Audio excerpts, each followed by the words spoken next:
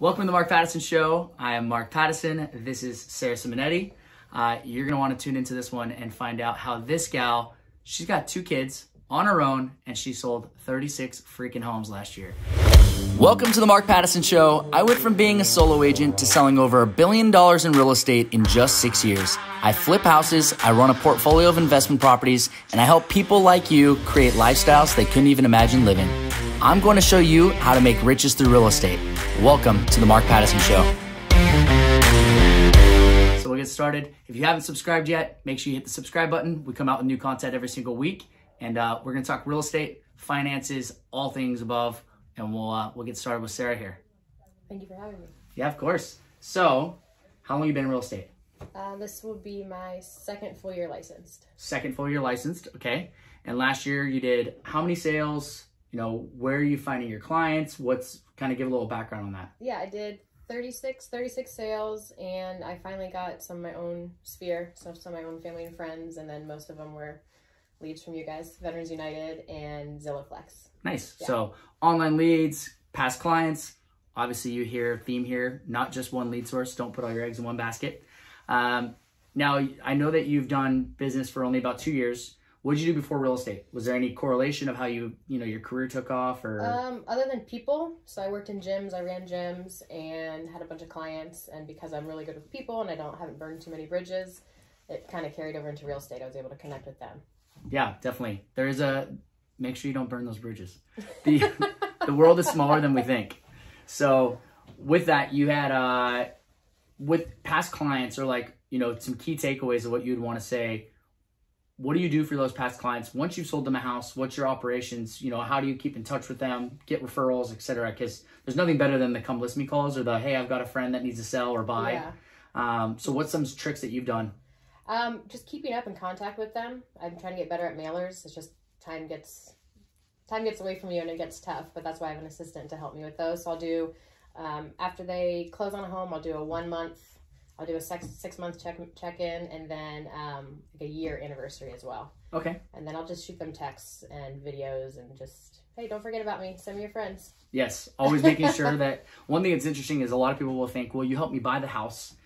You may not be able to list the house because maybe it's a different agent, or some people just don't understand how that works. Yeah. Also, we have to be cautious with social medias, because if you post that you're so busy, your clients sometimes think you're too busy. Right. So there's a fine line, and there's always making sure you ask them for that personal, like, hey, if you have any referrals, I'm never too busy for that. Yeah, and then just educating them too when it's tax time, or a VA loan to refinance to conventional because they want to buy something else, and just helping them out, because there's so many things in real estate that people don't know, and that I'm even learning. Yeah, and poor advice is out there a ton. We had a client today, same kind of scenario, VA buyer, and he's buying out of state in San Antonio. The agent there called me and said, hey, they talked to their loan officer, and the loan officer didn't tell them that they need to sell their San Diego house, and we're under contract. Help. So make sure you're the advisor for your clients. Yeah. Is what I hear you saying. You're doing more than just helping them with the real estate side. You're helping them build wealth. Yes, exactly. And you basically become their therapist. Yes. Before, during, and after. It's a stressful home buying thing, but I always what's some tips to kind of help without, removing the stress from a buyer, or even your life? I think with a client is just really listening to them, and even know if they're wrong, let them. Most of the time they just want to be heard. And then I literally will just say, I understand, or I hear you, because some of these things are out of our control. If title hasn't closed, or we can't give them keys, but yet they sign the documents, they don't understand that they can't get those keys, and they get angry, and it's just, I think coming from a place of love and telling them that you understand, and then, doing something for you. Like, I have to go for a walk or do Muay Thai or punch or kick things, not to take it personal, because I'm a huge empath. So if you're having a bad day, I'm going to feel it. Yeah. If my clients do, I'm going to feel it. And so it is difficult, but I think if you find some balance inside, like an outlet as well. For sure. Making sure the work-life balance as much as we can get in real estate. Yeah. But I always say that too, if you're feeling stressed, how often are you exercising? How much water are you intaking? Those things drastically change your mental. It helps out so much to be able to have those things in place. And rest. Rest. What was that? Yeah. Rest is for the weak. One thing I think that, going to the fact of when clients things don't go 100% the right way, which is a lot of transactions, things are out of our control, is really letting them know that in advance. Yeah. You know, do you have anything that you've practiced where you're... I use the line, like we've talked about, that, you know, escrows are like pregnancies. You know, there could be problems and it could close quicker or faster, and then try to future pace them as much as I can. And I've learned my lesson too. I've definitely messed up and told somebody I would help them out with flooring and didn't give an amount, and then it comes back at me. So every time I learn a little bit more of, you know, I would rather have an email or text communication with some of those important numbers rather than on the phone. So it doesn't get into like, well, you said you're going to give me this. Yep. I think it's very difficult because I always manifest positivity, and that could also misread for clients saying like, well, you said it was going to appraise. I said, I'm hoping, you know, those type of things. So I think just being very careful in what you say, because I've definitely learned lessons more than once on that one. For sure. You know, you put yourself in the corner. You want to be optimistic, because like doubting something until you actually know the actual truth, it's, in my mind, that's such a bad way of living. Yes. So yes, being optimistic, but also being realistic to them and saying, hey, these are the options, yes, but don't worry about it until we get there. Because, you know, for example, it's like, if you're going to pay an appraisal gap and you have a down payment, I'm like, worst case scenario, you are going to be out $120,000. We are signing, this is on the contract now. Like, there's no reason for me to say anything different. Yeah. You know, because before I'd be like, oh, hopefully it'll come lower. I don't even say that anymore. Yes. Like, putting it in their mind, it's funny because you realize like what you're saying is just kind of like filler talk, and it's not necessary. It's important to use your words. Yeah. I like talking less and listening more yes, is like the best thing you can do. Yep. Yeah, I had a client upset with me last week. It was the 3-day escrow, and it was a multifamily unit, so 2 units. We were supposed to do a final walkthrough 30 minutes before we got a call that somebody in the family had COVID, so we weren't allowed on the property for a final walkthrough. We haven't confirmed, but she signed and wired everything. And so she was at the property, like, I'm not leaving until I get the keys. And it was tough, but I just said, I understand. And she was super upset. And then an hour later, she called me and apologized. Yeah. And because I didn't, you know, the only thing I gave her was a fact of, hey, title hasn't even confirmed it. We technically we cannot legally give you keys, you know, until it says confirmed, recorded. Yes. So it's just literally listening to them. And then it's really amazing too, if you just, you know, be quiet, listen, and people call back and will be like, hey, I'm so sorry, you know, I overreacted. And I'm like, I understand, it's frustrating. It's stressful too. Yes. You spent $1.35 million in 3 days. Yes, which hats off to you. She sold a house, she met a client online, did a sale in 3 days. So that's not like putting it under contract. She got it under contract and closed in 3 days. So you probably didn't have enough time to explain the process. No, yeah. I worked there for a few months, but yeah. Yeah. Yeah. So that's pretty phenomenal though. But I do agree on the fact of getting people and really watching what you say, because people can manipulate your words. And I love the idea that you love things in writing. Protect yourself, you know, for you and your client, so that there's clarity. It all comes back to communication and expectations. Yeah. And whenever I have a conversation, if it is like, hey, you know, seller's going to be taking their washer and dryer, but they said that they're going to be replacing it.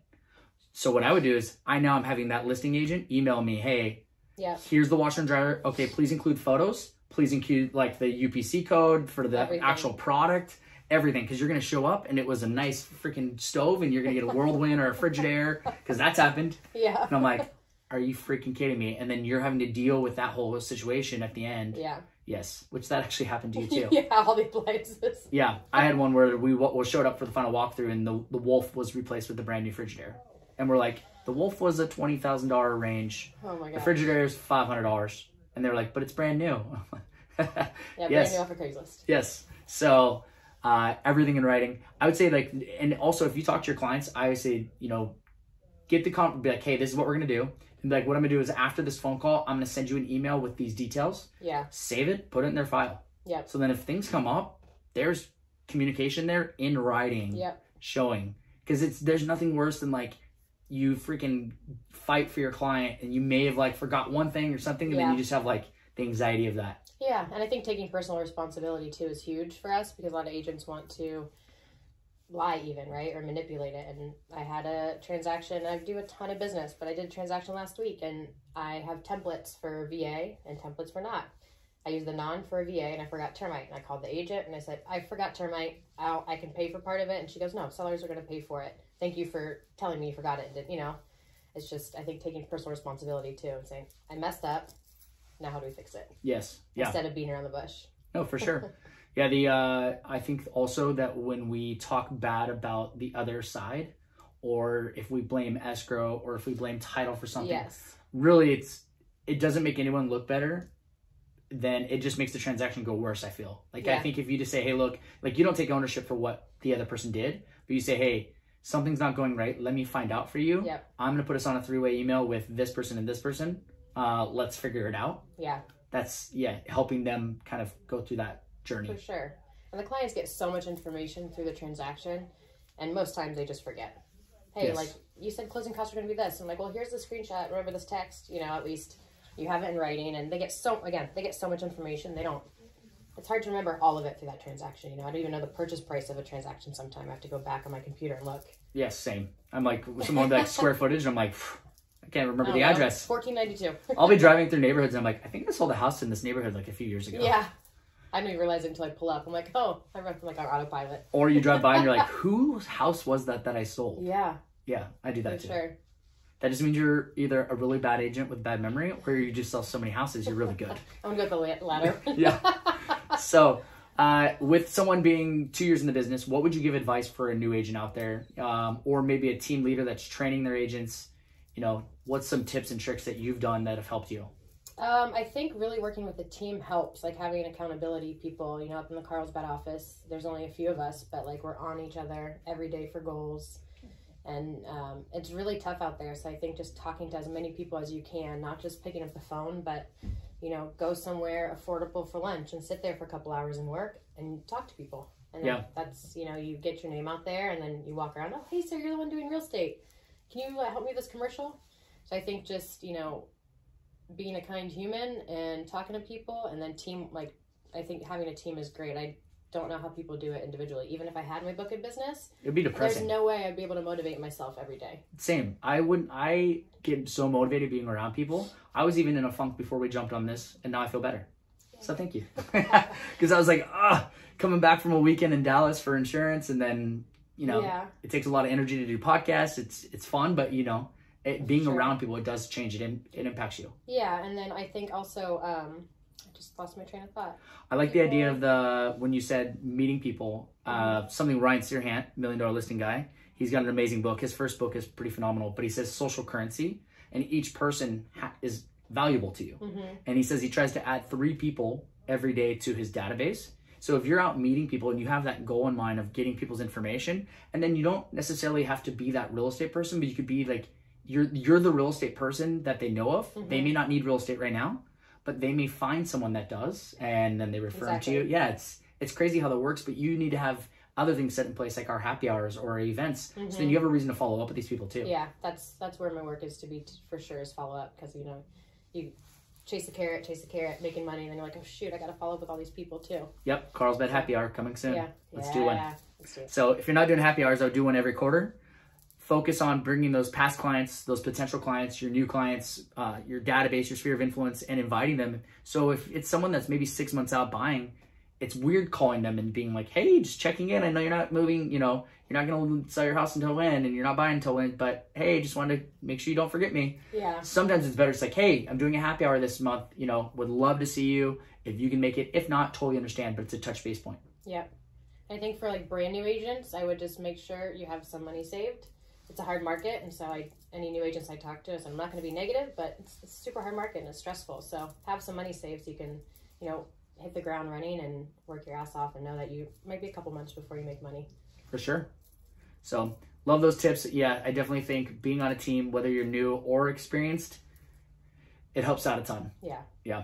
And then just making sure that you're, you know, every day putting towards, you know, your goals, and having your goals up in visual, you know, making sure you know and you're tracking and measuring, like, did I do the things that I need to do for my day, even when you don't want to? Yeah, no, and allowing yourself to have a day if you need it. Yeah. Because it's hard. I mean, I think I talked to Joe on our team last week. I was like, I might do my resume, dude. This is so stressful.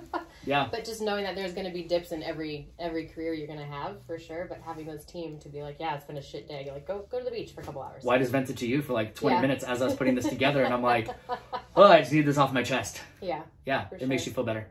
Yeah, and then you realize you're like, wait, what else would I do for work? Yeah, I don't want to be in an office all day. No, definitely not. So, all right. Well, thank you, Sarah. Thank you. Any other last things that you have to say? Well, what's your goal this year? To beat Sam. Oh shit, just that. No, 40. Well, I want to do 40 units and 40 million. So 40 units or 40 million. That's and I'm sweet. at 8 closing pending right now. There you go. So month and a half in, middle of February, you got it going. Yeah. It's a lot. It's not done till it's closed though. Oh yeah, that's definitely something learned.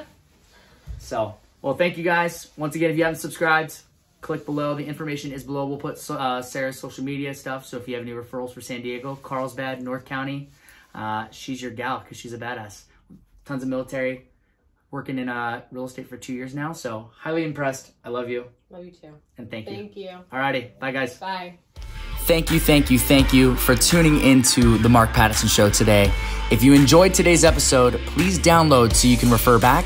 If you like this content and want to continue receiving real estate education for free, head over to your computer, scroll all the way down to the section after the episodes on the podcast, and select the 5 stars.